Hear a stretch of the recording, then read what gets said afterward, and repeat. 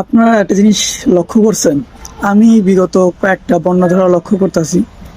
এই যে বন্যার সময় যে মানুষদের হেল্প করার জন্য আমরা নর্মাল বা সাধারণ পাবলিকরা যে চাই নৌকা ভাড়া করার জন্য, বোট ভাড়া করার জন্য, তখন কিন্তু তারা প্রচুর পরিমাণ ভাড়া বাড়ায় দেয়।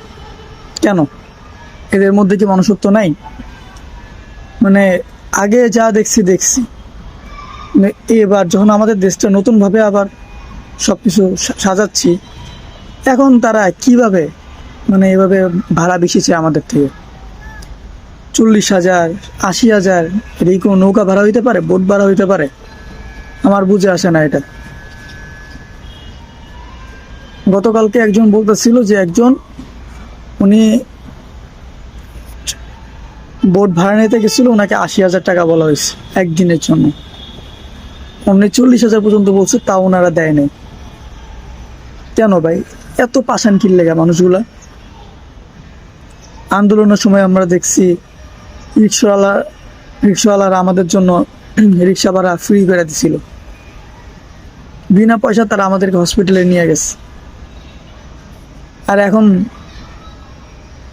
এরা এত বড় একটা দুর্যোগের সময় এসে এরা এমন করতেছে,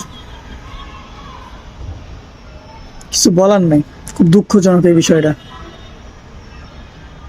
কিন্তু আরেক দিক দিয়ে খুশি হই যে আমাদের দেশটা স্বাধীন হওয়ার পরে মানুষ চেঞ্জ হয়ে গেছে।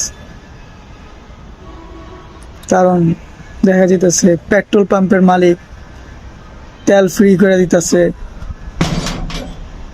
সাধারণ জনগণ আগায় আসতেছে, সবাই সবার সব দিক থেকে সাহায্য করতেছে। এমন একটা দেশ আমরা চাইছিলাম। এভাবে যদি আমরা মানুষের সাহায্য করি, মানুষ সাহায্যে আগায় যাই, আশা করি আমরা সফল হব। এই দেশটাকে সুন্দর করে গঠন করার জন্য আমরা সফল হব। কিন্তু তার আগে লক্ষ্য করতে হবে, যারা এখন দাম বাড়ায়া বোর্ডের ভাড়া চাইতেছে, যে এই টাইমে যারা সুবিধাবাদী হয়ে গেছে, এদেরকে কঠিন একটা শাস্তি দিতে হইব। কারণ এরা শুধু জাতির শত্রু না, এরা দেশের শত্রু। এরা